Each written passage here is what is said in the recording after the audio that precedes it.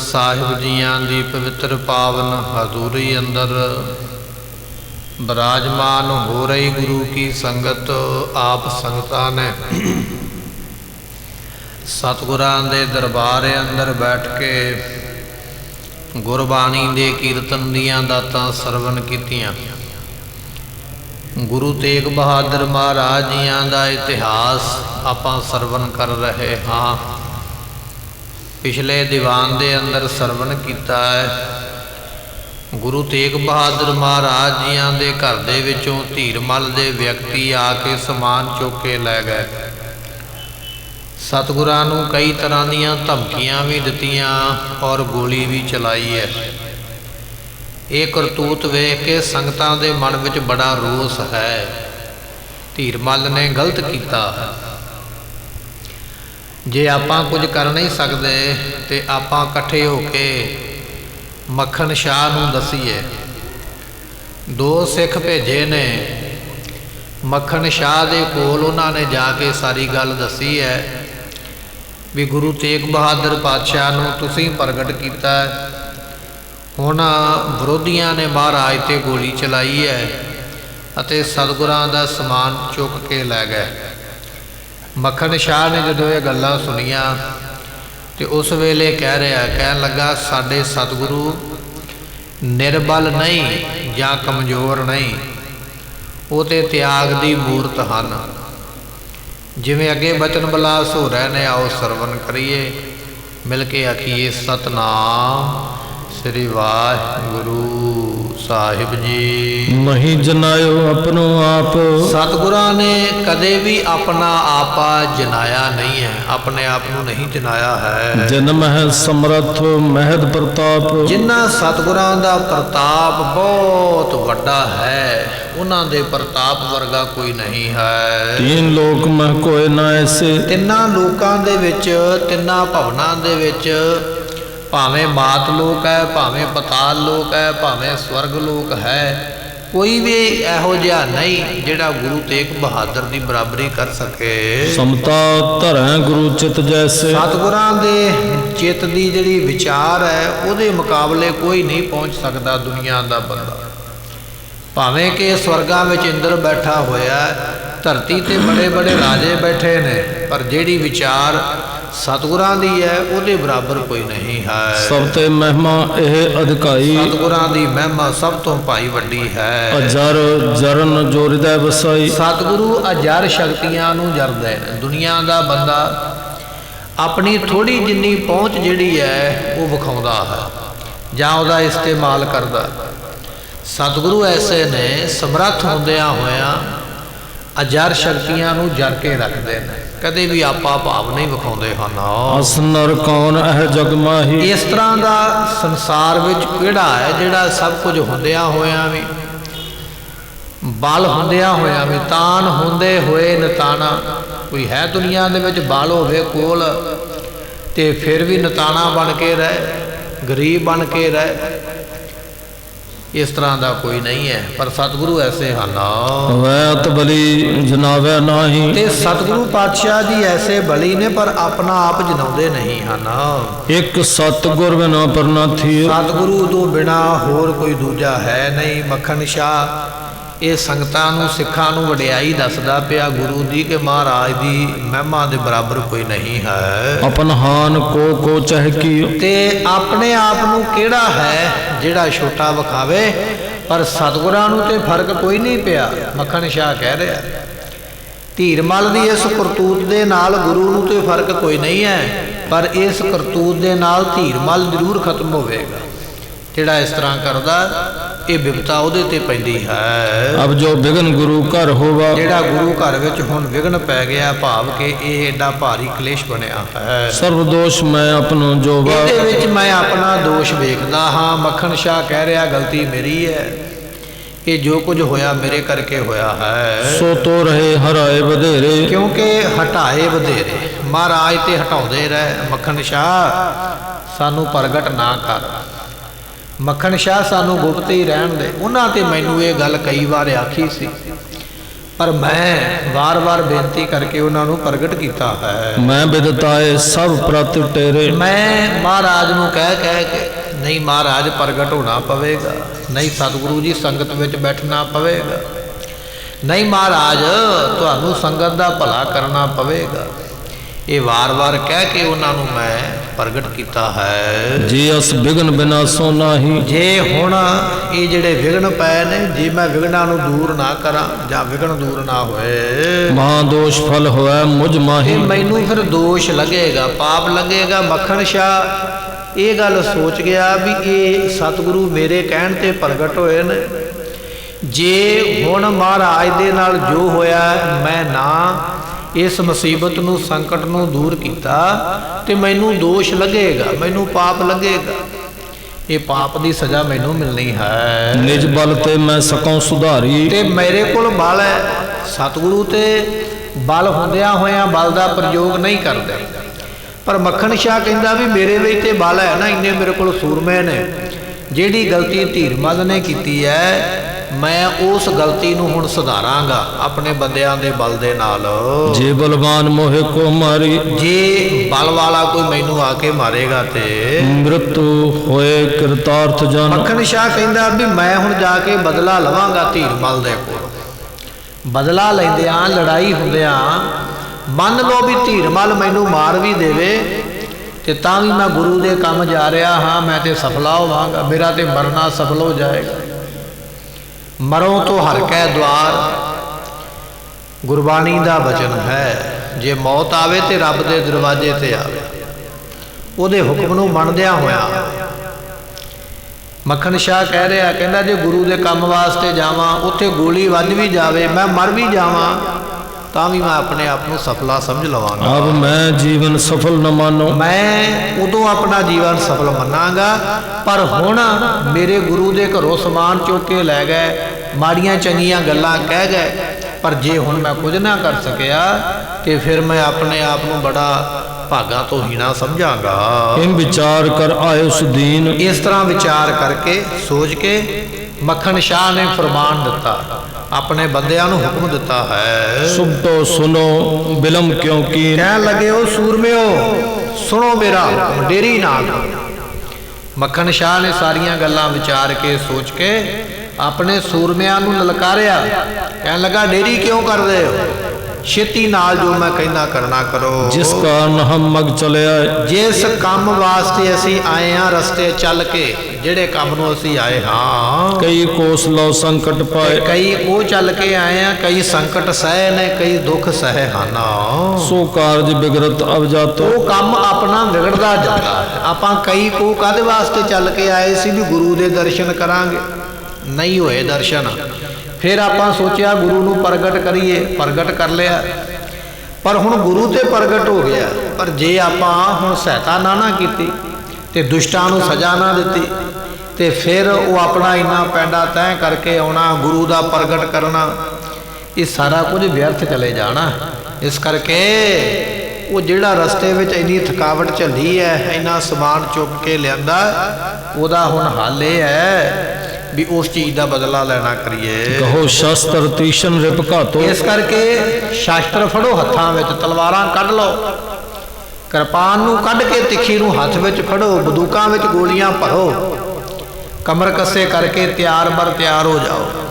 ਕਾਹਦੇ ਵਾਸਤੇ? ਦੁਸ਼ਮਣ ਨੂੰ ਮਾਰਨ ਵਾਸਤੇ। ਜੇ ਮੁਝ ਸੋ ਕੋ ਕਰੋ ਲੜਾਈ। ਜੇ ਕੋਈ ਮੇਰੇ ਨਾਲ ਆ ਕੇ ਲੜਾਈ ਕਰੇ, ਮੇਰੇ ਕੋਈ ਗਲ ਪੈਂਦਾ ਹੈ, ਆਯੁਧ ਹਤੋ ਵਿਜੈ ਲਹ ਪਾਈ। ਮੱਖਣ ਸ਼ਾਹ ਨੇ ਆਪਣੀ ਫੌਜ ਨੂੰ 500 ਨਾਲ ਸੂਰਮਾ ਲੈ ਕੇ ਆਇਆ ਸੀ, ਆਪਣੇ ਬੰਦਿਆਂ ਨੂੰ ਸਮਝਾ ਦਿੱਤਾ। ਕਹਿਣ ਲੱਗਾ ਵੀ ਜੇ ਮੇਰੇ ਕੋਈ ਬੰਦਾ ਗਲ ਪਵੇ, ਤੁਸੀਂ ਲਓ ਵੇਖ ਤੇ ਤੁਸੀਂ ਫਿਰ ਮੈਨੂੰ ਪੁੱਛਿਓ ਨਾ, ਉਸੇ ਵੇਲੇ ਸ਼ਸਤਰ ਚਲਾ ਕੇ ਤੇ ਉਹਨੂੰ ਮੌਤ ਦੇ ਘਾਟ ਉਤਾਰ ਦਿਓ।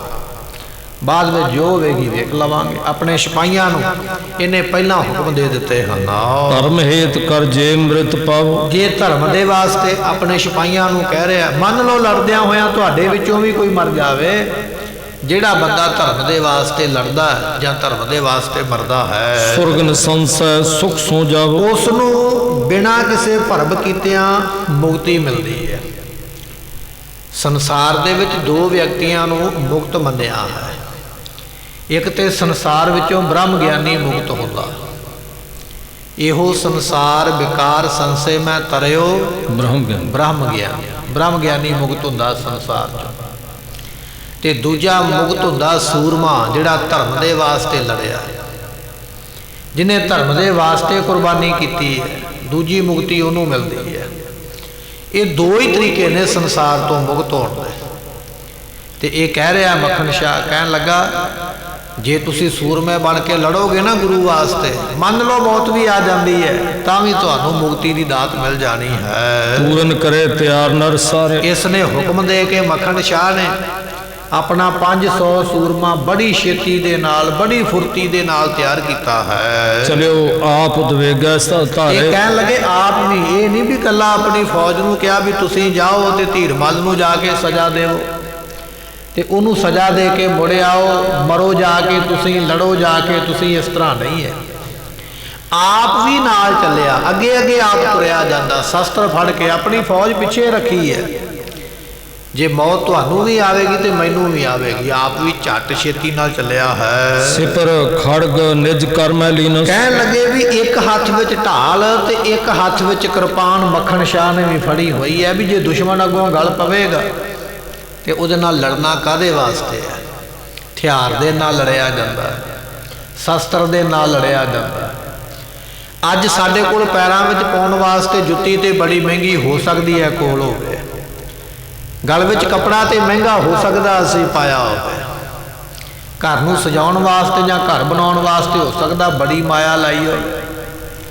ਪਰ ਜੇ ਕਿਤੇ ਸਮਾਂ ਭਿਆਨਕ ਬਣ ਗਿਆ, ਕੋਈ ਆ ਕੇ ਗਲ ਪੈ ਗਿਆ ਜਾਂ ਕਿਸੇ ਨੇ ਇੱਜ਼ਤ ਨੂੰ ਹੱਥ ਪਾ ਲਿਆ ਤੇ ਕੀ ਕਰੇਗਾ। ਉੱਥੇ ਤੇਰੀ ਜਾਨ ਜਾਂ ਤੇਰੀ ਜਾਨ ਦੀ ਰੱਖਿਆ ਜਾਂ ਤੇਰੇ ਪਰਿਵਾਰ ਦੀ ਰੱਖਿਆ ਮਹਿੰਗੀ ਜੁੱਤੀ ਨੇ ਨਹੀਂ ਕਰਨੀ ਹੈ। ਉੱਥੇ ਤੇਰੀ ਰੱਖਿਆ ਮਹਿੰਗੇ ਕੱਪੜੇ ਨੇ ਨਹੀਂ ਕਰਨੀ ਹੈ। ਉੱਥੇ ਤੇਰੀ ਰੱਖਿਆ ਹਥਿਆਰ ਨੇ ਕਰਨੀ ਹੈ। ਤੇ ਦੇਸ਼ ਦੀਆਂ ਸੀਮਾ ਦੇ ਉੱਪਰ ਫੌਜ ਖਲੋਤੀ ਹੋਈ ਹੈ। ਕੀ ਲੈ ਕੇ ਖਲੋਤੀ ਹੈ? ਹਥਿਆਰ ਲੈ ਕੇ। ਉਹਨਾਂ ਨੂੰ ਪਤਾ ਇਹਦੇ ਨਾਲ ਦੇਸ਼ ਬਚਾਇਆ ਜਾ ਸਕਦਾ, ਇਹਦੇ ਨਾਲ ਦੁਸ਼ਮਣ ਨੂੰ ਰੋਕਿਆ ਜਾ ਸਕਦਾ। ਮਹਿੰਗੀ ਜੁੱਤੀ ਦੇ ਨਾਲ, ਮਹਿੰਗੇ ਕੱਪੜੇ ਦੇ ਨਾਲ ਦੁਸ਼ਮਣ ਰੁਕੇਗਾ ਨਹੀਂ, ਰੁਕੇਗਾ ਹਥਿਆਰ ਦੇ ਨਾਲ।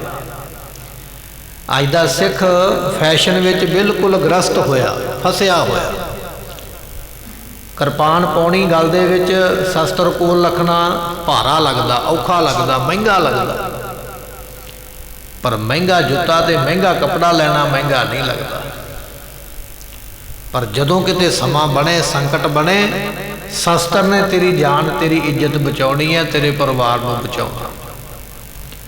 ਤੇ ਸਾਡੇ ਸਾਹਮਣੇ ਇਤਿਹਾਸ ਆ ਜਾਂਦਾ 1947 ਦਾ। ਉਹ ਸਰੀਰ ਬਚ ਕੇ ਪਹੁੰਚੇ ਜਿਨ੍ਹਾਂ ਦੇ ਕੋਲ ਹਥਿਆਰ ਸਨ, ਬਾਕੀਆਂ ਨੂੰ ਕਤਲ ਕੀਤਾ ਗਿਆ।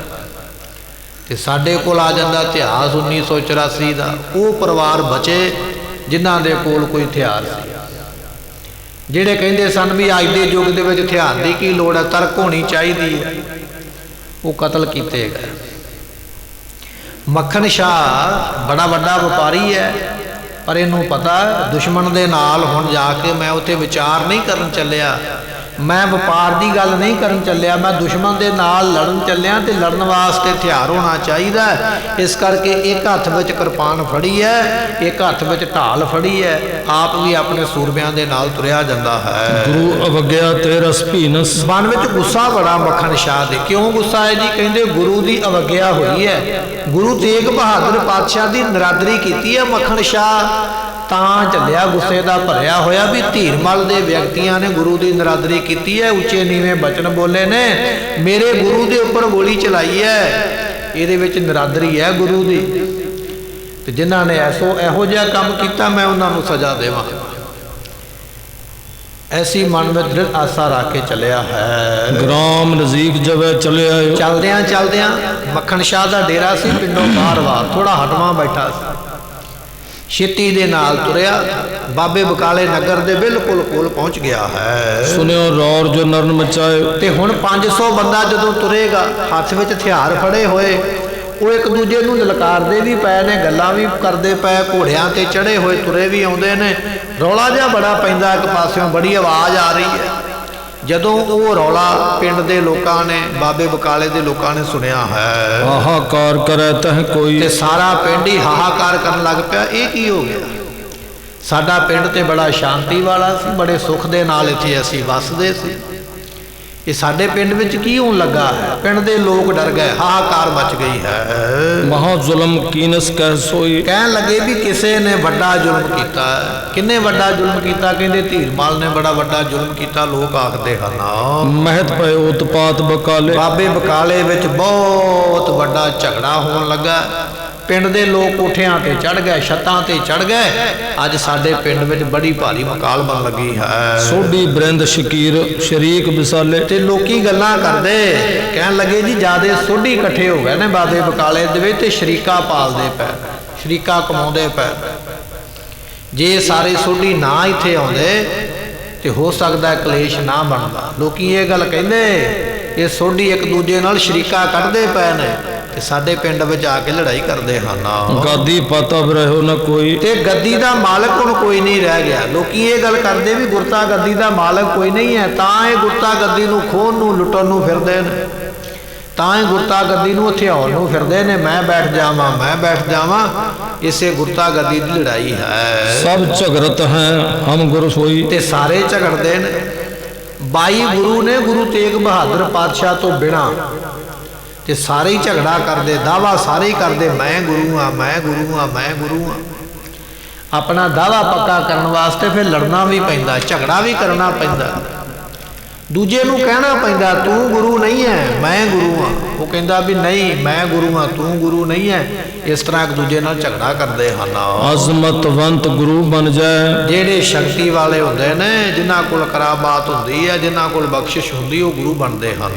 ਸਨੇ ਸਨੇ ਕੂਰੇ ਗਿਰ ਪੈ। ਤੇ ਹੌਲੀ ਹੌਲੀ ਝੂਠੇ ਗਿਰ ਜਾਣਗੇ। ਜਿਹੜੇ ਪਿੰਡ ਦੇ ਸਿਆਣੇ ਬਜ਼ੁਰਗ ਨੇ ਨਾ, ਉਹ ਆਪਣੇ ਪਰਿਵਾਰਾਂ ਨੂੰ ਸਮਝਾਉਂਦੇ, ਕਹਿਣ ਲੱਗੇ ਚਿੰਤਾ ਨਾ ਕਰੋ, ਸਮਾਂ ਆਵੇਗਾ ਜਿਹਦੇ ਕੋਲ ਕਰਾਮਾਤ ਹੋਵੇਗੀ ਉਹ ਗੁਰੂ ਬਣ ਕੇ ਪ੍ਰਗਟ ਹੋਵੇਗਾ। ਬਾਕੀ ਜਿਹੜੇ ਨੇ, ਜਿਵੇਂ ਪਹਾੜ ਟੁੱਟ ਕੇ ਥੱਲੇ ਡਿੱਗ ਪੈਂਦਾ, ਰੇਤ ਦਾ ਟਿੱਬਾ ਆਪਣੇ ਆਪ ਭੁਰ ਕੇ ਥੱਲੇ ਡਿੱਗ ਪੈਂਦਾ, ਇਸੇ ਤਰ੍ਹਾਂ ਜਿਹੜੇ ਪਖੰਡੀ ਹੋਣਗੇ ਇਹਨਾਂ ਨੇ ਆਪੇ ਹੀ ਡਿੱਗ ਪੈਣਾ, ਆਪੇ ਹੀ ਖਤਮ ਹੋ ਜਾਣਾ ਹੈ। ਰਹਿਣਾ ਤੇ ਸੱਚ ਨਹੀਂ ਹੈ, ਰਹਿਣਾ ਤੇ ਇੱਕ ਨਹੀਂ ਹੈ। ਇਸ ਤਰ੍ਹਾਂ ਪਿੰਡ ਦੇ ਸਿਆਣੇ ਬਜ਼ੁਰਗ ਜਿਹੜੇ ਨੇ ਆਪਣੇ ਪਰਿਵਾਰਾਂ ਨੂੰ ਦੱਸਦੇ ਹਨ। ਗਇਓ ਗ੍ਰਾਮ ਮੈਂ ਗੁਰ ਕੋ ਦਾਸ। ਕਹਿਣ ਲੱਗੇ ਵੀ ਇੰਨੇ ਚਿਰ ਨੂੰ ਇਹ ਗੁਰੂ ਦਾ ਦਾਸ ਮੱਖਣ ਸ਼ਾਹ ਲਬਾਣਾ ਚੱਲਦਾ ਚੱਲਦਾ ਪਿੰਡ ਦੇ ਵਿੱਚ ਪਹੁੰਚ ਗਿਆ ਹੈ। ਸਗਲ ਕਹੀ ਮੱਖਣ ਕੇ ਪਾਸ। ਤੇ ਉਸ ਵੇਲੇ ਕਹਿਣ ਲੱਗੇ ਜਦ ਪਿੰਡ ਵੜਿਆ ਤੇ ਇੱਕ ਗੁਰੂ ਦੇ ਸਿੱਖ ਨੇ ਮੱਖਣ ਸ਼ਾਹ ਨੂੰ ਸਾਰੀ ਗੱਲ ਦੱਸੀ ਹੈ ਵੀ ਮੱਖਣ ਸ਼ਾਹ ਇਸ ਤਰ੍ਹਾਂ ਹੋਇਆ। ਸਾਰੀ ਵਾਰਤਾਲਾਪ ਉਸਨੇ ਕਹਿ ਦਿੱਤੀ ਹੈ। ਸੁਣਤ ਸ਼ੋਭ ਦੁਨੋ ਹੋਇਆ। ਕਹਿਣ ਲੱਗੇ ਵੀ ਇਹਨੂੰ ਪਤਾ ਤੇ ਪਹਿਲਾਂ ਹੀ ਸੀਗਾ, ਪਰ ਹੁਣ ਜਦੋਂ ਪਿੰਡ ਵਿੱਚ ਵੜਿਆ, ਜਿਹੜਾ ਮਹਾਰਾਜ ਦਾ ਸੇਵਕ ਸੀ ਨਾ, ਕੋਲ ਖੜਿਆ ਸੀ, ਜਿਹੜਾ ਚੌਰ ਕਰ ਰਿਹਾ ਸੀ, ਉਹਨੇ ਫਿਰ ਜਾ ਕੇ ਦੁਬਾਰਾ ਦੱਸਿਆ ਮੱਖਣ ਸ਼ਾਹ ਨੂੰ, ਮੱਖਣ ਸ਼ਾਹ ਇਸ ਤਰ੍ਹਾਂ ਹੋਇਆ, ਗੁਰੂ ਦੇ ਗਲ ਪਏ ਨੇ ਆ ਕੇ, ਉਹਨਾਂ ਨੇ ਸਤਿਗੁਰਾਂ ਦੇ ਬੈਠਿਆਂ ਮਹਾਰਾਜ ਦੇ ਉੱਪਰ ਗੋਲੀ ਚਲਾਈ ਹੈ। ਗੋਲੀ ਮਹਾਰਾਜ ਦੇ ਮੱਥੇ ਨੂੰ ਛੂੰਹਦੀ ਹੋਈ ਅੱਗੇ ਲੰਘ ਗਈ ਹੈ, ਮੱਥੇ ਵਿੱਚ ਚੀਰ ਪੈ ਗਿਆ, ਮੱਥੇ ਵਿੱਚੋਂ ਖੂਨ ਵਗਦਾ ਪਿਆ ਗੁਰੂ ਤੇਗ ਬਹਾਦਰ ਪਾਤਸ਼ਾਹ ਜੀਆਂ ਦੇ। ਤੇ ਸਾਰਾ ਸਮਾਨ ਚੁੱਕ ਕੇ ਘਰ ਵਿੱਚੋਂ ਲੈ ਗਏ ਨੇ। ਜਦੋਂ ਇਹ ਗੁਰੂ ਦੇ ਸੇਵਕ ਨੇ ਜਾ ਕੇ ਗੱਲਾਂ ਦੱਸੀਆਂ, ਕਹਿਣ ਲੱਗੇ ਮੱਖਣ ਸ਼ਾਹ ਨੂੰ ਬੜਾ ਦੁੱਖ ਹੋਇਆ, ਉਸ ਵੇਲੇ ਬੜਾ ਦੁਖੀ ਹੋਇਆ ਹੈ। ਜਿਸ ਕੋ ਆਪਣੇ ਸੰਗ ਰਲਾਇਓ। ਕਹਿਣ ਲੱਗੇ ਵੀ ਇਹਨੇ ਆਖਿਆ, ਕਹਿੰਦਾ ਤੂੰ ਮੇਰੇ ਨਾਲ ਆ, ਮੈਨੂੰ ਨਹੀਂ ਪਤਾ ਵੀ ਉਹ ਕਿਹੜਾ ਬੰਦਾ ਸੀ ਜਿਹਨੇ ਇਹ ਕੁਝ ਕੀਤਾ ਹੈ, ਤੂੰ ਮੇਰੇ ਨਾਲ ਚੱਲ ਤੇ ਮੈਨੂੰ ਵਿਖਾ ਦੇਈ ਇਸ਼ਾਰਾ ਕਰਕੇ ਵੀ ਉਹ ਫਲਾਣੇ ਬੰਦੇ ਨੇ ਗੋਲੀ ਚਲਾਈ ਹੈ, ਜਾਂ ਉਹ ਫਲਾਣੇ ਬੰਦੇ ਨੇ ਮਾੜੇ ਬੋਲ ਬੋਲੇ ਨੇ, ਤੂੰ ਮੈਨੂੰ ਬੰਦਾ ਵਿਖਾਉਣਾ ਹੈ, ਸਜ਼ਾ ਮੈਂ ਆਪੇ ਦੇਵਾਂਗਾ। ਉਹ ਜਿਹੜਾ ਸੇਵਾਦਾਰ ਸੀ ਮੱਖਣ ਸ਼ਾਹ ਨੇ ਉਹਨੂੰ ਆਪਣੇ ਨਾਲ ਲੈ ਲਿਆ ਹੈ। ਜਿਸ ਮਸੰਦ ਨੇ ਤੀ ਕਰੀ। ਕਹਿਣ ਲੱਗੇ, ਮੱਖਣ ਸ਼ਾਹ ਕਹਿ ਰਿਹਾ, ਕਹਿੰਦਾ ਜਿਸ ਮਸੰਦ ਦੀ ਇੰਨੀ ਹਿੰਮਤ ਹੈ ਵੀ ਮੇਰੇ ਗੁਰੂ ਤੇ ਉਹਨੇ ਗੋਲੀ ਚਲਾਈ ਹੈ, ਮੇਰੇ ਗੁਰੂ ਦੇ ਘਰ ਦਾ ਸਮਾਨ ਚੁੱਕ ਕੇ ਲੈ ਕੇ ਗਿਆ, ਜਿਨੇ ਇੰਨਾ ਵਾਅਦਾ ਕੀਤਾ, ਬਸ ਤੂੰ ਬੰਦਾ ਮੈਨੂੰ ਵਿਖਾ ਦੇ। ਇਹ ਗੱਲ ਕਰਕੇ ਤਿਸ ਕੋ ਦੇਹ ਦਿਖਾਏ ਕਬਰੀ। ਤੂੰ ਇੱਕ ਵਾਰੀ ਵਿਖਾ, ਤੇਰਾ ਕੰਮ ਹੈ ਵਿਖਾਉਣਾ, ਦੱਸਣਾ ਵੀ ਉਹ ਫਲਾਣਾ ਬੰਦਾ ਜਿਹਨੇ ਸਮਾਨ ਚੁੱਕਿਆ ਤੇ ਇਹਨੇ ਗੋਲੀ ਚਲਾਈ ਹੈ, ਬਸ ਤੇਰਾ ਕੰਮ ਇੱਥੇ ਖਤਮ ਹੋ ਜਾਏਗਾ। ਫਿਰ ਮੈਂ ਜਾਣਾ ਤੇ ਉਹ ਜਾਣੇ ਜਿਹਨੇ ਇਹ ਕੰਮ ਕੀਤਾ ਹੈ। ਇਮ ਕਹੇ ਔਚਕ ਜਾਏ ਪਰਿਓ ਹੈ। ਕਹਿੰਦੇ ਵੀ ਇਸ ਤਰ੍ਹਾਂ ਕਹਿ ਕੇ ਮੱਖਣ ਸ਼ਾਹ ਲਬਾਣਾ ਆਪਣੇ 500 ਸਾਥੀਆਂ ਦੇ ਸਮੇਤ ਗੁਰੂ ਦੇ ਸੇਵਕ ਨੂੰ ਨਾਲ ਲੈ ਕੇ ਤੇ ਟੁੱਟ ਕੇ ਉਹਨਾਂ ਦੇ ਘਰ ਜਾ ਕੇ ਉਹਨਾਂ ਦੇ ਉੱਪਰ ਪੈ ਗਿਆ ਹੈ। ਮਾਰ ਮਾਰ ਬਡਰੌਰ ਕਰਿਓ ਹੈ। ਇਹਨੇ ਜਾ ਕੇ ਪੁੱਛਿਆ ਨਹੀਂ ਕਿਸੇ ਨੂੰ ਵੀ ਤੁਸੀਂ ਕੌਣ ਜੇ ਜਾਂ ਕੀ ਕੀਤਾ, ਨਹੀਂ ਪੁੱਛਣ ਨਹੀਂ ਗਿਆ ਹੈ ਕਿਸੇ ਨੂੰ। ਆਪਣੇ ਸਿਪਾਹੀਆਂ ਨੂੰ ਹੁਕਮ ਸੀ ਵੀ ਜਾਂਦਿਆਂ ਤੁਸੀਂ ਡਾਂਗ ਫੇਰਨੀ ਹੈ, ਪੁੱਛਣਾ ਕਿਸੇ ਨੂੰ ਕੁਝ ਨਹੀਂ ਹੈ, ਲੰਮੇ ਪਾ ਲੈਣੇ ਜਿੰਨੇ ਉੱਥੇ ਬੈਠੇ। ਤੇ ਜਦੋਂ ਡਾਂਗ ਵੱਜੇਗੀ ਨਾ ਉਹਨਾਂ ਦੇ ਲੱਤਾਂ ਦੇ ਉੱਪਰ ਤੇ ਆਪੇ ਦੱਸਣਗੇ ਵੀ ਮੈਂ ਨਹੀਂ ਚਲਾਈ, ਉਹਨੇ ਚਲਾਈ ਹੈ। ਉਹ ਬੋਲਣਗੇ ਆਪਣੇ ਆਪ। ਜੇ ਤੁਸੀਂ ਪ੍ਰੇਮ ਨਾਲ ਪੁੱਛੋਗੇ ਨਾ ਕਿਹਨੇ ਕੀ ਕੀਤਾ ਤੇ ਦੱਸਣਗੇ ਨਹੀਂ। ਜਦੋਂ ਲੰਮੇ ਪਾ ਲਓਗੇ ਉਦੋਂ ਆਪੇ ਬੋਲ ਬੋਲ ਕੇ ਚੀਕਾਂ ਮਾਰ ਕੇ ਦੱਸਣਗੇ ਵੀ ਮੈਂ ਨਹੀਂ ਗੋਲੀ ਚਲਾਈ, ਦੂਜੇ ਨੇ ਚਲਾਈ। ਕਹਿਣ ਲੱਗੇ ਮੱਖਣ ਸ਼ਾਹ ਦੇ ਬੰਦਿਆਂ ਨੇ ਉਸੇ ਵੇਲੇ ਜਾ ਕੇ ਤੇ ਜਿੰਨੇ ਉੱਥੇ ਬੈਠੇ ਸਨ ਧੀਰਮਲ ਦੇ ਕੋਲ, ਉਹ ਸ਼ੀਹੇ ਮਸੰਦ ਵਰਗੇ ਸਾਰਿਆਂ ਨੂੰ ਜਾ ਕੇ ਲੰਮੇ ਪਾ ਲਿਆ ਹੈ। ਡੇਰੇ ਵਿਖੇ ਪ੍ਰਵੇਸ਼ ਹੋ ਜਾਏ। ਕਹਿਣ ਲੱਗੇ ਵੀ ਡੇਰੇ ਦੇ ਵਿੱਚ ਧੀਰਮਲ ਦੇ ਡੇਰੇ ਵਿੱਚ ਜਾ ਕੇ ਪਹੁੰਚ ਗਿਆ ਹੈ। ਸਭ ਸੁਲਟਨ ਕੋ ਲੈ ਉਦਵਾਏ। ਤੇ ਜਿੰਨੇ ਸੂਰਮੇ ਉੱਥੇ ਬੈਠੇ ਸਨ ਬੜੀਆਂ ਬੜੀਆਂ ਡੀਂਗਾਂ ਮਾਰਦੇ ਪਏ। ਮੈਂ ਗੁਰੂ ਦੇ ਘਰੇ ਗਿਆ, ਮੈਂ ਇਹ ਕੱਪੜਾ ਚੁੱਕ ਕੇ ਲਿਆਂਦਾ, ਦੂਜਾ ਆਂਦਾ ਮੈਂ ਬਰਤਨ ਚੁੱਕ ਕੇ ਲਿਆਂਦਾ, ਤੀਜਾ ਆਂਦਾ ਮੈਂ ਮਾਇਆ ਚੁੱਕ ਕੇ ਲਿਆਇਆ, ਚੌਥਾ ਆਂਦਾ ਮੈਂ ਇਸ ਤਰ੍ਹਾਂ ਦਾਬਾ ਮਾਰਿਆ ਸੀ। ਉਹ ਬੜੀਆਂ ਬੜੀਆਂ ਗੱਲਾਂ ਕਰਦੇ ਪਏ। ਬੈਠਿਆਂ ਨੂੰ ਦਬਾ ਲਿਆ, ਉੱਠਣ ਹੀ ਨਹੀਂ ਦਿੱਤਾ ਵੀ ਉੱਠ ਕੇ ਗੱਲ ਪੈ ਸਕੇ। ਜਿੱਥੇ ਬੈਠੇ ਸਨ ਉੱਥੇ ਹੀ ਉਹਨਾਂ ਦੀਆਂ ਧੌਣਾਂ ਨੀਵੀਆਂ ਕਰਾ ਲੀਆਂ ਵੀ ਜੇ ਹਿੱਲੋਗੇ ਤੇ ਧੌਣਾਂ ਨਾਲੋਂ ਲਾਹ ਕੇ ਰੱਖ ਦੇਵਾਂਗੇ। ਉੱਥੇ ਹੀ ਉਹਨਾਂ ਨੂੰ ਦੱਬ ਕੇ ਰੱਖ ਲਿਆ ਹੈ। ਜੋਧਾ ਹੁਤੇ ਪੰਜ ਸਹਿ ਸੰਗ। ਕਿਉਂਕਿ ਮੱਖਣ ਸ਼ਾਹ ਦੇ ਕੋਲ ਬੰਦੇ ਜ਼ਿਆਦੇ ਨੇ, 500 ਬੰਦਾ, ਉਹ ਵੀ ਸ਼ਸਤਰਾਂ ਦੇ ਨਾਲ ਪੂਰਾ ਤਿਆਰ ਹੈ ਔਰ ਪੂਰਾ ਮਨ ਬਣਾ ਕੇ ਗਿਆ ਵੀ ਆਪਾਂ ਜਾ ਕੇ ਉਹਨਾਂ ਨੂੰ ਸਜ਼ਾ ਦੇਣੀ ਹੈ। ਇਹ ਅਚਨਚੇਤ ਘਰ ਵਿੱਚ ਬੈਠੇ ਸਨ ਔਰ ਗਿਣਤੀ ਵੀ ਥੋੜੀ ਹੈ। ਕਹਿਣ ਲੱਗੇ 500 ਸੂਰਮਾ ਨਾਲ ਹੈ। ਜਿਨੋਂ ਉਠਾਏ ਖੜਗੀ ਉਤੰਗ। ਹੱਥਾਂ ਵਿੱਚ ਨੰਗੀਆਂ ਤਲਵਾਰਾਂ ਫੜੀਆਂ ਹੋਈਆਂ ਤੇ ਉੱਪਰ ਨੂੰ ਚੁੱਕੀਆਂ ਹੋਈਆਂ ਵੀ ਮਾਰਨ ਲੱਗਿਆ ਕਿਤੇ ਉੱਪਰ ਨੂੰ ਚੁੱਕਣ ਲੱਗਿਆ ਟਾਈਮ ਵੀ ਨਾ ਲੱਗੇ। ਮੋਢੇ ਤੇ ਰੱਖੀਆਂ ਨੰਗੀਆਂ ਤਲਵਾਰਾਂ ਵੀ ਜਿਹੜਾ ਕੋਈ ਮਾੜਾ ਮੋਟਾ ਚੂੰ ਚਾਂ ਕਰੇਗਾ ਛੇਤੀ ਦੇ ਨਾਲ ਉਹਦੇ ਸਿਰ ਵਿੱਚ ਵਗਾ ਦਿਆਂ। ਕਹਿੰਦੇ ਇਸ ਤਰ੍ਹਾਂ ਤਿਆਰ ਹੋ ਕੇ ਗਏ ਹਨ। ਮੱਖਣ ਉੱਚਾ ਕਹਿਓ ਪੁਕਾਰ। ਤੇ ਮੱਖਣ ਸ਼ਾਹ ਨੇ ਉੱਚੀ ਆਵਾਜ਼ ਦੇ ਵਿੱਚ ਉਸ ਵੇਲੇ ਪੁਕਾਰ ਕੇ, ਜਿਵੇਂ ਆਪਾਂ ਆਵਾਜ਼ ਮਾਰਦੇ ਆਂ, ਆਖਿਆ ਹੈ ਨਹਿ ਪੂਰਬੀ ਕਰੈ ਪ੍ਰਹਾਰ। ਕਹਿਣ ਲੱਗਾ ਗੱਲ ਇਹ ਆ ਵੀ ਜੇ ਤਾਂ ਤੁਸੀਂ ਮਰਨਾ ਚਾਹੁੰਦੇ ਹੋ ਤੇ ਫਿਰ ਮਰਨ ਵਾਸਤੇ ਤਿਆਰ ਰਹੋ। ਜੇ ਤੁਸੀਂ ਮਰਨ ਤੋਂ ਬਚਣਾ ਚਾਹੁੰਦੇ ਹੋ ਤੇ ਫਿਰ ਮੇਰੀ ਗੱਲ ਧਿਆਨ ਦੇ ਨਾਲ ਸੁਣੋ। ਮੈਂ ਪਹਿਲਾਂ ਤੁਹਾਡੇ ਤੇ ਤਲਵਾਰ ਦਾ ਵਾਰ ਨਹੀਂ ਕਰਾਂਗਾ, ਮੈਂ ਪਹਿਲਾਂ ਤੁਹਾਡੇ ਤੇ ਗੋਲੀ ਦਾ ਵਾਰ ਨਹੀਂ ਕਰਾਂਗਾ। ਚਲੋ ਡੰਡੇ ਸੋਟੇ ਦੀ ਲੜਾਈ ਵੱਖਰੀ ਹੈ ਵੀ ਥੋੜੀ ਬਹੁਤੀ ਸਜ਼ਾ ਤੇ ਤੁਹਾਨੂੰ ਮਿਲਣੀ ਚਾਹੀਦੀ ਹੈ, ਪਰ ਮੈਂ ਕਿਸੇ ਗੰਭੀਰ ਸ਼ਸਤਰ ਦਾ ਤੁਹਾਡੇ ਤੇ ਪ੍ਰਯੋਗ ਨਹੀਂ ਕਰਾਂਗਾ। ਮੈਂ ਤੁਹਾਨੂੰ ਇੱਕ ਮੌਕਾ ਦਿੰਦਾ ਹਾਂ। ਧੀਰ ਮਲ ਕੋ ਮਨ ਵਜੋਈ। ਜਿਹੜੇ ਜਿਹੜੇ ਧੀਰ ਮਲ ਦੇ ਬੰਦੇ ਨੇ, ਕਿਉਂਕਿ ਬੰਦੇ ਉੱਥੇ ਕਈ ਬੈਠੇ ਸਨ, ਕੁਝ ਸੰਗਤ ਵਾਲੇ ਵੀ ਸਨ, ਤੇ ਮੱਖਣ ਸ਼ਾਹ ਨੇ ਆਖਿਆ ਜਿਹੜੇ ਧੀਰ ਮਲ ਦੇ ਬੰਦੇ ਹਨ ਕਰੈ ਸ਼ਾਸਤਰ ਹੱਥ ਪ੍ਰਥਮੈ ਕੋਈ। ਇਹਨਾਂ ਨੂੰ ਪੁੱਛ ਲਓ ਵੀ ਕੋਈ ਲੜਾਈ ਕਰਨੀ ਚਾਹੁੰਦਾ। ਧੀਰਮਲ ਦੇ ਬੰਦਿਆਂ ਨੂੰ ਪੁੱਛਿਆ ਵੀ ਤੁਸੀਂ ਲੜਾਈ ਕਰਨੀ ਚਾਹੁੰਦੇ ਹੋ? ਜੇ ਤਾਂ ਤੁਸੀਂ ਲੜਾਈ ਕਰਨੀ ਚਾਹੁੰਦੇ, ਮੁੜ ਕੇ ਇਹ ਨਾ ਆਖੇ ਵੀ ਸਾਨੂੰ ਮੌਕਾ ਨਹੀਂ ਮਿਲਿਆ, ਸਾਨੂੰ ਮੌਕਾ ਦਿੰਦੇ ਤੇ ਅਸੀਂ ਤੇ ਦਿਨੋਂ ਰਾਤ ਕਰ ਦਿੰਦੇ। ਇਹਨਾਂ ਨੂੰ ਵੱਖਰੇ ਕਰ ਲਓ ਤੇ ਵੱਖਰੇ ਕਰਕੇ ਪੁੱਛ ਲਓ ਵੀ ਲੜਨਾ ਚਾਹੁੰਦੇ ਹੋ ਤੇ ਫਿਰ ਆਪਾਂ ਲੜਾਈ ਕਰਾਂਗੇ। ਉਸ ਵੇਲੇ ਤੋ ਸਭ ਆ ਯੁੱਧ ਇਹ ਪ੍ਰਭਾਰੋ। ਤੇ ਫਿਰ ਉਹਨਾਂ ਨੂੰ ਵੱਖਰੇ ਲਓ ਕਰ ਤੇ ਉਹਨਾਂ ਨੂੰ ਕਹੋ ਵੀ ਸ਼ਸਤਰ ਲਓ ਫੜ ਤੇ ਆਓ ਸਾਡੇ ਨਾਲ ਫਿਰ ਲੜਾਈ ਕਰੋ ਤੇ ਚੰਗੀ ਤਰ੍ਹਾਂ ਸਜ਼ਾ ਦੇਣੀ ਕਰੋ। ਰੁੰਡ ਮੁੰਡ ਨਿਆਰੇ ਕਰ ਡਾਰੋ। ਤੇ ਉਸ ਵੇਲੇ ਆਪਣੇ ਸਿਪਾਹੀਆਂ ਨੂੰ ਕਹਿੰਦਾ ਵੀ ਜੇ ਹੋ ਗਿਆ ਵੱਖਰੇ ਤੇ ਲੜਨ ਵਾਸਤੇ ਹੋ ਗਿਆ ਤਿਆਰ, ਤੇ ਤੁਸੀਂ ਫਿਰ ਇਹ ਕੰਮ ਕਰਨਾ ਵੀ ਜਿੰਨੇ ਜਾਣੇ ਆਖਣਗੇ ਨਾ ਵੀ ਅਸੀਂ ਲੜਨਾ, ਇਹਨਾਂ ਸਾਰਿਆਂ ਦੀਆਂ ਧੌਣਾਂ ਲਾ ਕੇ ਵੱਖਰੀਆਂ ਕਰ ਦਿਓ ਤੇ ਧੜ ਵੱਖਰੇ ਕਰ ਦਿਓ, ਢੇਰੀਆਂ ਲਾ ਦਿਓ, ਦੋ ਇੱਕ ਪਾਸੇ ਸਿਰ ਪੈ ਰਹਿਣ, ਇੱਕ ਪਾਸੇ ਧੜ ਪੈ ਰਹਿਣ। ਇਸ ਤਰ੍ਹਾਂ ਦੀ ਇਹਨਾਂ ਦੀ ਹਾਲਤ ਕਰ ਦੇਵੋ। ਇਹ ਵੀ ਜਾਣੈ ਐਸੀ ਕਰੋ। ਇਹ ਵੀ ਜਾਣਨ, ਇਹਨਾਂ ਦੀਆਂ ਪੁਸ਼ਤਾਂ ਵੀ ਜਾਣਨ, ਇਹਨਾਂ ਦੇ ਖਾਨਦਾਨ ਵੀ ਜਾਣ ਲੈਣ ਵੀ ਜਿਹੜਾ ਗੁਰੂ ਦੇ ਘਰ ਵਿੱਚ ਜਾ ਕੇ ਗੱਲ ਪੈਂਦਾ ਹੈ, ਵਧੀਕੀ ਕਰਦਾ, ਉਹਨੂੰ ਸਜ਼ਾ ਕੀ ਮਿਲਦੀ ਹੈ। ਮਹਾ ਦੁਸ਼ਟ ਗਏ ਲਿਓ ਨਾ ਡਰੋ। ਇਹ ਬੜੇ ਵੱਡੇ ਦੁਸ਼ਟ ਨੇ, ਡਰੋ ਨਾ। ਆਪਣੀ ਫੌਜ ਨੂੰ ਆਖਿਆ ਵੀ ਛੇਤੀ ਨਾਲ ਇਹਨਾਂ ਨੂੰ ਫੜ ਲੈਣਾ ਕਰੋ। ਲੁੱਟ ਲਿਓ ਇਨਕੋ ਸਭ ਡੇਰਾ। ਇਹਨਾਂ ਦਾ ਡੇਰਾ ਲੁੱਟੋ, ਜਿਵੇਂ ਮੇਰੇ ਗੁਰੂ ਦਾ ਘਰ ਲੁੱਟ ਕੇ ਲੈ ਕੇ ਆਏ ਨੇ, ਸਮਾਨ ਲੁੱਟ ਕੇ ਲੈ ਕੇ ਆਏ ਨੇ, ਮੈਂ ਆਪਣੇ ਗੁਰੂ ਦਾ ਸਮਾਨ ਤੇ ਵਾਪਸ ਲੈ ਕੇ ਜਾਣਾ ਹੀ ਹੈ, ਪਰ ਮੈਂ ਇਹਨਾਂ ਦੇ ਘਰ ਵਿੱਚ ਵੀ ਪਤੀਲਾ ਕੋਈ ਨਹੀਂ ਰਹਿਣ ਦੇਣਾ। ਕਹਿਣ ਲੱਗਾ ਵੀ ਸਾਰੇ ਇਹਨਾਂ ਦੇ ਭਾਂਡੇ ਚੁੱਕ ਕੇ ਵੀ ਪੰਡਾਂ ਦੇ ਵਿੱਚ ਬੰਨੋ, ਇਹਨਾਂ ਦੇ ਬਿਸਤਰੇ ਕੱਪੜੇ ਵੀ ਬੰਨ ਲਓ ਸਾਰੇ, ਆਪਾਂ ਆਪਣੇ ਤੇ ਲੈ ਕੇ ਜਾਣੇ ਨੇ।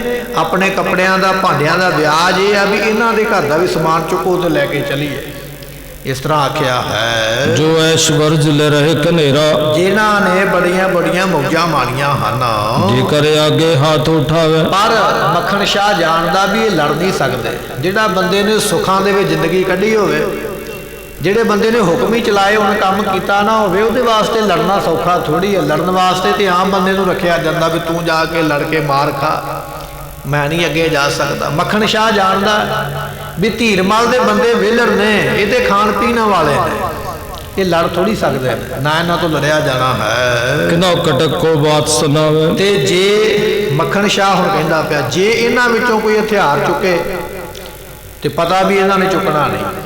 ਦੂਜੀ ਗੱਲ ਇਹ ਹੈ ਜੇ ਇਹਨਾਂ ਵਿੱਚੋਂ ਤੁਹਾਨੂੰ ਕੋਈ ਗਾਲ ਕੱਢੇ, ਕੋਈ ਮਾੜਾ ਬੋਲੇ ਜਾਂ ਤੁਹਾਨੂੰ ਲਲਕਾਰਾ ਮਾਰੇ, ਜੇ ਇਹ ਕੰਮ ਵੀ ਤੇ ਕਰਦੇ ਹਨ ਏਕ ਤੇ ਦਵੈ ਤੇ ਕਰ ਚਾਰ, ਤੇ ਉਸ ਵੇਲੇ ਸਿਪਾਹੀਆਂ ਨੂੰ ਕਹਿੰਦਾ ਜੇ ਕੋਈ ਤੁਹਾਨੂੰ ਅੱਗੋਂ ਹਥਿਆਰ ਚੁੱਕਦਾ ਉਹਦੇ ਇੱਕ ਦੇ 2 ਟੋਟੇ ਕਰੋ ਤੇ ਦੋਵਾਂ ਦੇ ਕਰੋ 4 ਟੋਟੇ, ਲੱਤਾਂ ਤੋਂ ਧੜ ਤੋਂ ਮੋਢਿਆਂ ਤੇ ਧੌਣ ਤੋਂ ਵੱਖਰਾ ਕਰ ਦਿਓ।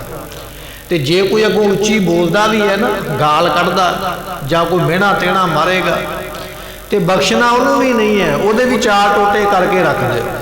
ਐਸੀ ਇਹਨਾਂ ਨੂੰ ਸਜ਼ਾ ਦੇਣੀ ਕਰੋ। ਐਸੇ ਕੀਜੈ ਖੜਗ ਪ੍ਰਹਾਰ, ਆਪਣੀਆਂ ਤਲਵਾਰਾਂ ਨੂੰ ਖੂਨ ਦੇ ਵਿੱਚ ਇੱਕ ਦੀ ਇਸ਼ਨਾਨ ਕਰਵਾ ਦਿਓ, ਇਸ ਤਰ੍ਹਾਂ ਦੀ ਇਹਨਾਂ ਤੇ ਮਾਰ ਕਰਨੀ ਕਰੋ। ਸ੍ਰੀ ਗੁਰ ਸੰਗ ਕਰੀ ਇਨ ਜੈਸੇ, ਇਹਨਾਂ ਨੇ ਸਾਡੇ ਗੁਰੂ ਦੇ ਉੱਪਰ ਵਾਰ ਕੀਤਾ ਹੈ, ਮੇਰੇ ਗੁਰੂ ਦੇ ਮੱਥੇ ਦੇ ਵਿੱਚ ਇਹਨਾਂ ਨੇ ਗੋਲੀ ਮਾਰੀ ਹੈ। ਜਿਵੇਂ ਸਾਡੇ ਗੁਰੂ ਦੇ ਮੱਥੇ ਵਿੱਚੋਂ ਖੂਨ ਨਿਕਲਿਆ, ਇਹਨਾਂ ਦੇ ਸਰੀਰ ਦੇ ਵਿੱਚੋਂ ਖੂਨ ਦੀਆਂ ਧਾਰਾਂ ਨਿਕਲਣੀਆਂ ਚਾਹੀਦੀਆਂ ਹਨ। ਚਹਿਤ ਹੁਤੀ ਕਰਨ ਅਬ ਤੈਸੀ, ਇਹਨਾਂ ਦੇ ਨਾਲ ਇਹੋ ਜੀ ਕਰਨੀ ਚਾਹੀਦੀ ਹੈ। ਮੱਖਣ ਸ਼ਾਹ ਕਹਿੰਦਾ ਵੀ ਮੈਂ ਹਟਣਾ ਨਹੀਂ ਹੈ, ਟਲਣਾ ਨਹੀਂ ਹੈ, ਸਜ਼ਾ ਮੈਂ ਜ਼ਰੂਰ ਦੇਵਾਂਗਾ, ਇਹਨਾਂ ਦੇ ਟੁਕੜੇ ਤੇ 4-4 ਕਰਾਵਾਂਗਾ।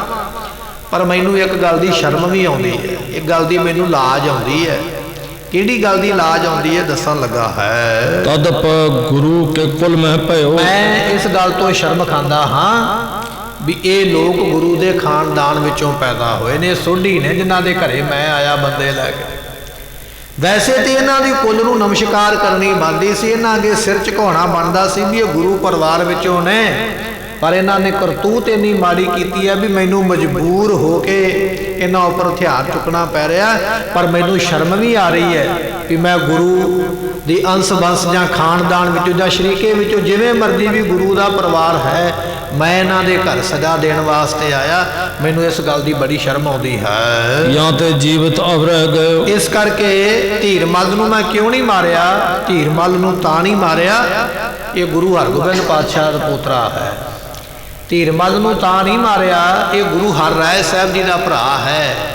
ਧੀਰਮਲ ਨੂੰ ਮੈਂ ਤਾਂ ਨਹੀਂ ਮਾਰਿਆ, ਇਹ ਗੁਰੂ ਹਰਕ੍ਰਿਸ਼ਨ ਪਾਤਸ਼ਾਹ ਜੀਆਂ ਦਾ ਤਾਇਆ ਲੱਗਦਾ ਹੈ। ਮੈਨੂੰ ਉਹ ਸ਼ਰਮ ਮਾਰਦੀ ਹੈ ਵੀ ਗੁਰੂ ਦਾ ਸੰਬੰਧ ਇਹਦੇ ਨਾਲ ਹੈ, ਤਾਂ ਮੈਂ ਇਸ ਨੂੰ ਜਿਉਂਦੇ ਨੂੰ ਛੱਡ ਦਿੱਤਾ ਹੈ। ਧੀਰਮਲ ਕੋ ਕੁਛ ਨਾ ਕਹੀ ਜੈ, ਇਸ ਕਰਕੇ ਧੀਰਮਲ ਨੂੰ ਕੁਝ ਨਾ ਆਖਿਓ। ਆਪਣੇ ਬੰਦਿਆਂ ਨੂੰ ਕਹਿੰਦਾ ਪਿਆ ਧੀਰਮਲ ਨੂੰ ਕੁਝ ਨਾ ਆਖਿਓ, ਕੀਤਾ ਤੇ ਉਹਨੇ ਪਾਪ ਹੈ, ਸਜ਼ਾ ਤੇ ਦੇਣੀ ਚਾਹੀਦੀ ਹੈ, ਪਰ ਫਿਰ ਵੀ ਗੁਰੂ ਦਾ ਪੋਤਰਾ, ਗੁਰੂ ਦਾ ਭਰਾ ਤੇ ਗੁਰੂ ਦਾ ਹੀ ਤਾਇਆ ਲੱਗਦਾ। ਸਾਨੂੰ ਗੁਰੂ ਦਾ ਸਤਿਕਾਰ ਰੱਖਦਿਆਂ ਹੋਇਆ ਆਪਾਂ ਧੀਰਮਲ ਨੂੰ ਕੁਝ ਨਹੀਂ ਕਹਿਣਾ ਹੈ। ਬਹੁ ਮਸੰਦ ਬੰਦ ਕਰ ਲੀਜੈ, ਪਰ ਜਿਹੜੇ ਮਸੰਦ ਨੇ ਗੋਲੀ ਚਲਾਈ ਹੈ ਨਾ ਮੇਰੇ ਗੁਰੂ ਦੇ ਉੱਪਰ, ਸ਼ੀਹਾਂ ਉਹਦਾ ਨਾਮ ਹੈ, ਬੜਾ ਵੱਡਾ ਬਦਮਾਸ਼ ਬਣਦਾ ਸੀ। ਕਹਿਣ ਲੱਗਾ ਵੀ ਮਸੰਦ ਦੇ ਨਾਲ ਨਾ ਆਪਣੀ ਰਿਸ਼ਤੇਦਾਰੀ ਹੈ, ਨਾ ਮਸੰਦ ਦੇ ਨਾਲ ਗੁਰੂ ਦੀ ਰਿਸ਼ਤੇਦਾਰੀ ਹੈ। ਮਸੰਦ ਲੱਭੋ ਕਿੱਥੇ ਹੈ? ਸ਼ੀਹਾਂ ਜਿਹਨੇ ਗੋਲੀ ਚਲਾਈ ਹੈ, ਜਿਹਨੇ ਗੁਰੂ ਦੇ ਘਰ ਨੂੰ ਲੁੱਟਿਆ, ਉਹਨੂੰ ਲੱਭ ਕੇ ਉਹਦੀਆਂ ਮੁਸ਼ਕਾਂ ਬੰਨੋ, ਉਹਦੇ ਹੱਥ ਬੰਨ ਲਓ, ਪੈਰ ਬੰਨ ਕੇ ਚੰਗੀ ਤਰ੍ਹਾਂ ਉਸ ਨੂੰ ਜੂੜ ਲੈਣਾ ਕਰੋ। ਹੱਥ ਪਿਛਾਰੀ ਕਰਕੇ ਦੋਏ, ਉਹਦੇ ਦੋਵੇਂ ਹੱਥ ਪਿੱਛੇ ਕਰਕੇ, ਲੱਕ ਦੇ ਪਿੱਛੇ ਕਰਕੇ ਦੋਨੇ ਹੱਥ ਦਾਮਨ ਸਾਥ ਬਾਂਧ ਲਿਓ ਸੋਏ, ਤੇ ਰੱਸੀ ਦੇ ਨਾਲ ਬੰਨ ਲਓ। ਇਹੋ ਜਿਹਾ ਘੁੱਟ ਕੇ ਬੰਨੋ ਸ਼ੀਹੇ ਮਸੰਦ ਨੂੰ ਵੀ ਖੁੱਲ ਨਾ ਸਕੇ। ਉਹਦੇ ਹੱਥ ਜਿਹੜੇ ਪਿੱਠ ਪਿੱਛੇ ਬੰਨ੍ਹਣਾ ਕਰੋ। ਸਗਰੀ ਵਤ ਸੰਭਾਰ ਉਠਾਵੋ, ਤੇ ਜਿੰਨੀਆਂ ਵਸਤੂਆਂ ਗੁਰੂ ਘਰ ਦੀਆਂ ਲੁੱਟ ਕੇ ਲੈ ਕੇ ਆਇਆ ਉਹ ਵੀ ਸਾਰੀਆਂ ਸੰਭਾਲੋ, ਤੇ ਸੰਭਾਲ ਕੇ ਫਿਰ ਉਸ ਵੇਲੇ ਸਤਿਗੁਰ ਕੇ ਘਰ ਕੋ ਪਹੁੰਚਾਵੋ। ਤੇ ਉਹਨਾਂ ਵਸਤੂਆਂ ਵਿੱਚੋਂ ਇੱਕ ਪੰਡ ਬੰਨ ਕੇ ਸ਼ੀਹੇ ਮਸੰਦ ਦੇ ਸਿਰ ਤੇ ਰੱਖੋ। ਜਿਹੜਾ ਗੁਰੂ ਘਰ ਦੀ ਚੀਜ਼ ਚੁੱਕ ਕੇ ਲਿਆਇਆ, ਇਹਦੇ ਹੱਥ ਬੰਨ ਕੇ ਇਹਦੇ ਸਿਰ ਤੇ ਪੰਡ ਰੱਖੋ, ਤੇ ਇਹਨੂੰ ਕਹੋ ਵੀ ਜਿਵੇਂ ਚੁੱਕ ਕੇ ਲਿਆਇਆ ਇਵੇਂ ਹੁਣ ਵਾਪਸ ਵੀ ਕਰਕੇ ਆ।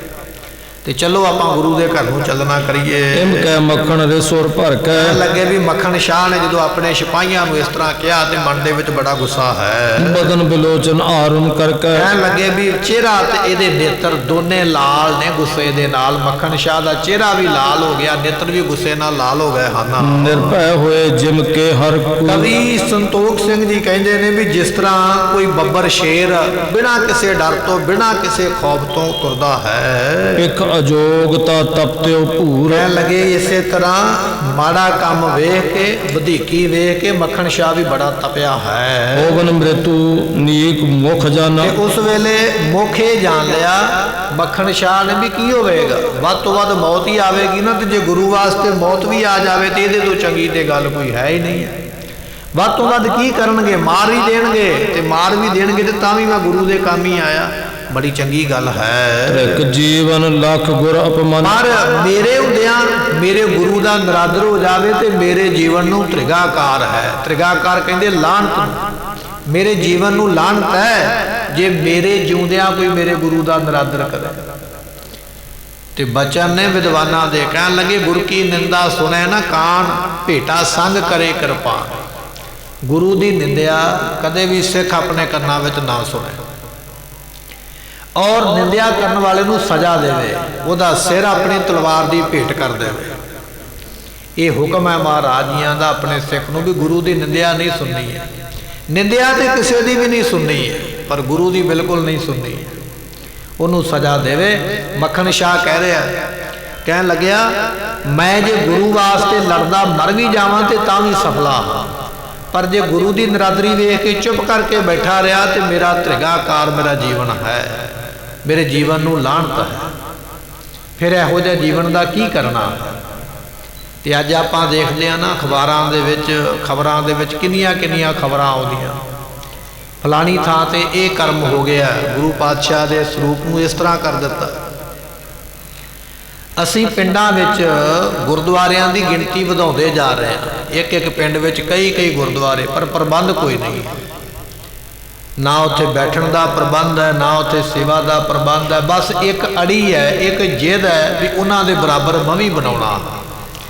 ਤੇ ਜੇ ਉਹ ਜਿੱਦ ਛੱਡ ਕੇ ਚੌਹਾਂ ਦੀ ਥਾਂ ਤੇ ਇੱਕ ਹੀ ਪੂਰਾ ਪ੍ਰਬੰਧ ਕਰ ਲਈਏ, ਸੇਵਾਦਾਰ ਹੋਣ, ਸੇਵਾ ਕਰਨ ਵਾਲੇ ਹੋਣ, ਸਾਡਾ ਪਹਿਰਾ ਹੀ ਇੰਨਾ ਤਗੜਾ ਹੋਵੇ ਵੀ ਕੋਈ ਅੱਖ ਚੁੱਕ ਕੇ ਵੇਖ ਹੀ ਨਾ ਸਕੇ, ਤੇ ਆਪੇ ਇਹ ਕੁਝ ਨਾ ਹੋਵੇ। ਅਸੀਂ ਪਰ ਗਿਣਤੀ ਮਗਰ ਪੈ ਗਏ ਵੀ ਮੈਂ ਉਹਦੇ ਨਾਲੋਂ ਗੁਰਦੁਆਰਾ ਉੱਚਾ ਬਣਾਉਣਾ। ਪਹਿਲਾਂ ਤੇ ਮਨ ਵਿੱਚ ਇਹ ਹੁੰਦਾ ਸੀ ਨਾ ਵੀ ਮੇਰਾ ਘਰ ਦੂਜੇ ਨਾਲੋਂ ਉੱਚਾ ਹੋਵੇ। ਅੱਜ ਕੱਲ੍ਹ ਹੋਰ ਹੈ, ਮੇਰਾ ਗੁਰਦੁਆਰੇ ਦੀ ਮੰਜ਼ਿਲ ਦੂਜੇ ਨਾਲੋਂ ਉੱਚੀ ਹੋਣੀ ਚਾਹੀਦੀ ਹੈ। ਫਿਰ ਕੀ ਕਰੇਗਾ ਉੱਚੀ ਮੰਜ਼ਿਲ ਬਣਾ ਕੇ, ਪਰ ਪ੍ਰਬੰਧ ਨਹੀਂ ਕਰ ਸਕਿਆ। ਜੇ ਪ੍ਰਬੰਧ ਹੁੰਦਾ ਤੇ ਇੱਥੋਂ ਤੱਕ ਕਹਾਣੀ ਆਉਂਦੀ ਨਾ, ਵਿਗੜਦੀ ਨਾ। ਮੱਖਣ ਸ਼ਾਹ ਲੁਬਾਣਾ ਇਹ ਗੱਲ ਹੀ ਕਹਿ ਰਿਹਾ, ਕਹਿੰਦਾ ਮੇਰੇ ਹੁੰਦਿਆਂ ਗੁਰੂ ਦਾ ਕੋਈ ਮਾੜਾ ਬਚਨ ਗੁਰੂ ਨੂੰ ਬੋਲ ਜਾਵੇ ਤੇ ਫਿਰ ਤ੍ਰਿਗਾਕਾਰ ਲਾਹਨਤੀ ਹੈ ਨਾ। ਤੇ ਗੁਰੂ ਕਿਹਾ ਸਿੱਖਾ ਤੇਰੇ ਪਿੰਡ ਵਿੱਚ ਹੁੰਦਿਆਂ, ਤੇਰੇ ਪਿੰਡ ਵਿੱਚ ਰਹਿੰਦਿਆਂ, ਤੇਰੇ ਪਿੰਡ ਦੇ ਗੁਰੂ ਘਰ ਦੇ ਵਿੱਚ ਕੋਈ ਇਹੋ ਜਿਹਾ ਕਰਮ ਹੋ ਜਾਵੇ ਤੇ ਫਿਰ ਤ੍ਰਿਗਾਕਾਰ ਹੀ ਹੈ। ਫਿਰ ਕੀ ਹੋਇਆ ਰਹਿਣਾ, ਪਰ ਜੇ ਪ੍ਰਬੰਧ ਯੋਗ ਹੁੰਦਾ ਤੇ ਨਾ ਹੁੰਦਾ। ਸਤਿਗੁਰੂ ਪਾਤਸ਼ਾਹ ਕਿਰਪਾ ਕਰਨ। ਮੱਖਣ ਸ਼ਾਹ ਸੋਚਦਾ ਪਿਆ, ਕਹਿਣ ਲੱਗਾ ਗੁਰੂ ਵਾਸਤੇ ਮਰਾਂਗਾ ਸਫਲਾ, ਤੇ ਗੁਰੂ ਵਾਸਤੇ ਨਰਾਦਰੀ ਸੁਣ ਕੇ ਬੈਠਾਂਗਾ ਤੇ ਤ੍ਰਿਗਾਕਾਰ ਹੈ। ਮੱਖਣ ਸ਼ਾਹ ਲੁਬਾਣਾ ਹੋਰ ਕਿਹੜੇ ਕਿਹੜੇ ਬਚਨ ਕਰਦਾ ਹੈ, ਤੇ ਸ਼ੀਹੇ ਮਸੰਦ ਨੂੰ ਫੜ ਕੇ ਗੁਰੂ ਤੇਗ ਬਹਾਦਰ ਪਾਤਸ਼ਾਹ ਦੇ ਕੋਲ ਕਿਵੇਂ ਲੈ ਕੇ ਆਵੇਗਾ, ਔਰ ਗੁਰੂ ਤੇਗ ਬਹਾਦਰ ਮਹਾਰਾਜ ਜੀ ਕੀ ਬਚਨ ਕਰਨਗੇ, ਆਪਾਂ ਕੱਲ ਦੇ ਦੀਵਾਨ ਵਿੱਚ ਸਰਵਣ ਕਰਾਂਗੇ। ਸਮੇਂ ਦੀ ਸਮਾਪਤੀ, ਭੁੱਲਾਂ ਦੀ ਮੁਆਫੀ। ਬਚਨ ਗੁਰੂ ਕਾ ਹਿਰਦੇ ਵਸੇ, ਭੁੱਲਾਂ ਦਾਸ ਦੀਆਂ ਮੁਆਫ ਕਰਨੀਆਂ। ਲਿਖੈ ਕਤੈ ਨ ਛੁਟਿਐ, ਬਖਸ਼ਨਹਾਰ ਬਖਸ਼ ਲੈ।